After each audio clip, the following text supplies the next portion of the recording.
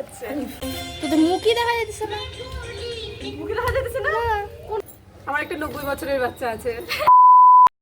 Hello people, চলে এসেছি আরেকটা লং ব্লগ নিয়ে। হ্যাঁ, আমি জানি অনেক দিন থেকে আমি লং ব্লগ পোস্ট করতে পারি না। আসলে কন্টেন্টের অভাব একটা, আর একটা থাকে হচ্ছে ভিডিও করা পসিবল হয় না।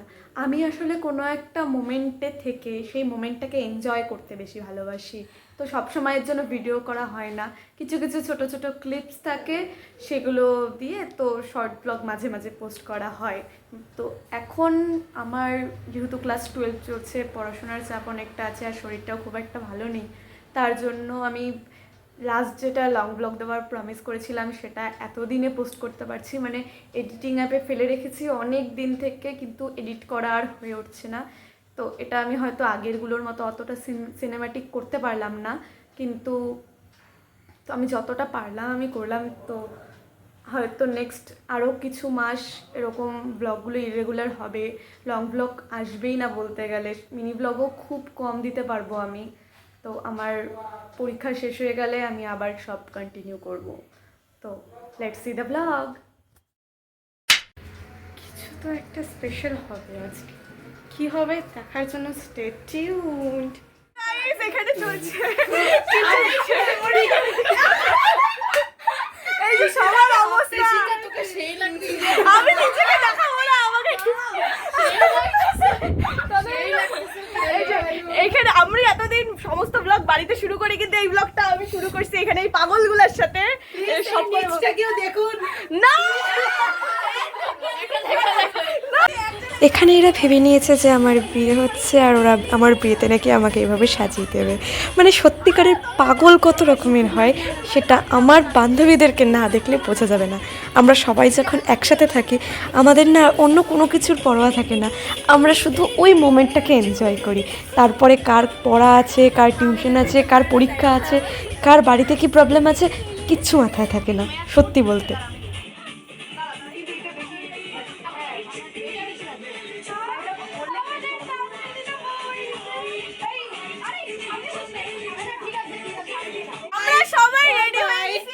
এই যে আমাদের গীত বিছানার উপরে উঠে নাচছে, আর তোমরা গেস করো তো আমি কি সেজেছি। আমি খালি চশমাটা বাদ দিয়ে। হ্যাঁ, চশমাটা বাদ দিয়ে এবার দেখো। ও মাই গুডনেস, ওই দেখো শ্রেষ্ঠা কিলিং। এই যে আমাদের ঋষিতা, অনুষ্কা পাগলি হয়ে গেলি। ইয়ো, এখন আমরা কি করবো আমরা নিজেও জানি না। যাই হোক, আমরা এখন ঋষিতার বাড়িতে পাগলামি করি। রেডি তো হয়েছি আমরা সবাই, কিছু তো একটা হবে। হ্যালো গাইস, দেখো আমাকে কেমন লাগছে। তো তোমরা কিন্তু গেস করেছো আমি কি সেজেছি। আর এই যে আমাদের সব বলে ওকে দেখ ভালো লাগছে কিনা দেখ। আমি এই যে সবাই এসে গেছে এখানে। এই তোরা এদিকে আয়, আমি এখানে ভিডিও হচ্ছে। তো সবাইকে এখানে দেখতে পাচ্ছ, সবাই একজন বলিউডের মানে big actress and those characters and so call. So আমি একটু বেশি বলে ফেলছি, আমি কিছু বলতে পারি না। তো আমাকে কেমন লাগছে সেটা এটা আমি হেঁটে আমি পিক করে দেবো। আমার একটা 90 বছরের বাচ্চা আছে। সত্যি কথা, ওর বাবাকেও 90 বছরের বাচ্চা বলে। আমি তো রেড ফ্ল্যাগের পেছনে দৌড়াই গাইস। আর আমি কি করি আমি নিজেও জানি না। আর আমি হচ্ছে আমার স্টুডেন্ট, আমার মধ্যবয়সী, আমার চোখ এই তো ওই যে দাদা ফুল মারবো ওর পেছনে। কে করে আমি মাইকটা রেখে চলে আসছি। ওয়াও, ইয়ে করব আরে আগে তো একটা পাথর খুঁজি পাতা শুনের পেছনে মারবো। না ওই দাঁড়া না, ছবি তুলবো একটু দাঁড়া। ऐसी रात है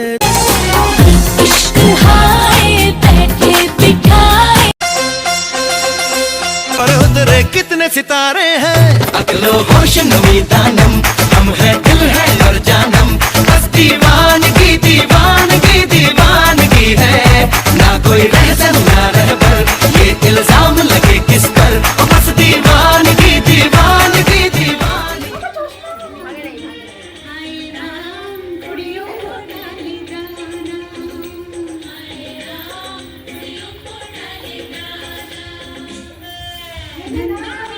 ফোন আসছে, বাড়ি থেকে ফোন আসছে। কি বলে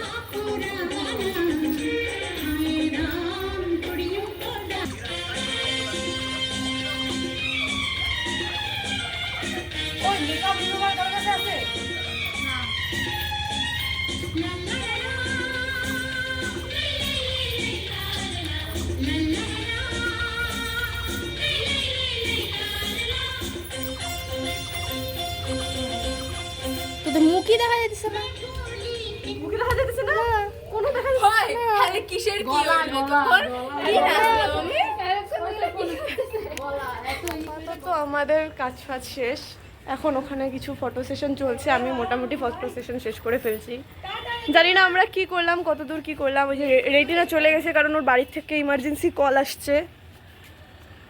রেটিনা দৌড়ায় চলে গেল, ওটা যাই হোক ওটা ভিডিও করা যাবে না এখন। আর বাড়িতে কিছু একটা প্রবলেম হচ্ছে, ও চলে গেছে।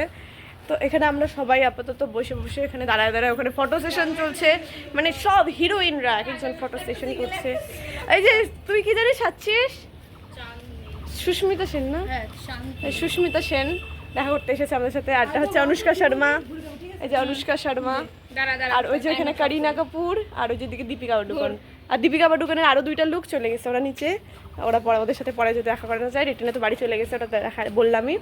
আর ঋষিতা উপরে আসবে কিনা জানি না, যাই হোক আসলে ও দীপিকা পাডুকোনের মিশে চেন্নাই এক্সপ্রেসের লুকটা করছে।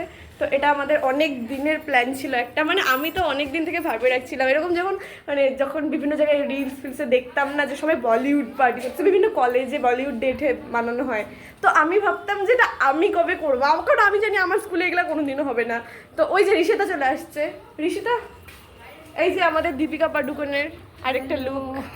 তো যাই হোক, এবার তো আমি এটা অনেকদিন থেকে ভেবে রাখছিলাম যে এরকম করবো। তো এর মধ্যে একদিন হঠাৎ করে শর্টটা দেখে আমি সঙ্গে সঙ্গে অনুষ্কাকেই মেসেজ করছি যে ভাই আমি একদিন পার্টিটা করবো আমরা। তো তারপরে সবাই মিলে অ্যারেঞ্জ করে বেশ অনেক দিন আলোচনা করার পরে ফাইনালি আমরা এটা সিলেক্ট করছি যে হ্যাঁ এখানে আমাদের হবে। তো সব ফাইনালি আজকে হলো, সবাই মিলে সাজছি, মজা হলো, বেশ খুব মজা হচ্ছে। আর এটা নিয়ে আমি সবাইকে যে সাসপেন্সে রাখছি, আমরা কয়েকদিন থেকে স্ট্যাটাস দিচ্ছি খালি কিছু একটা হবে কিছু একটা হবে, লোকজন পাগল হয়ে যাচ্ছে না কি হবে কি করবে এরা। তো দিস ইজ কিছু একটা। সবাই এখন এক্সস্টেড, ওরা সবাই চলে গেছে, আমি আস্তে আস্তে এখন ড্রেসটা ছাড়বো, তারপরে যাবো। কারণ এই লুকে আজ যাই হোক বাড়ির থেকে, এখান থেকে তো বেরোনো যাবে না। তোরটা তো তাও ঠিক আছে, আমারটা তো একটু বিয়ে বাড়ির সাজ লাগতেছে।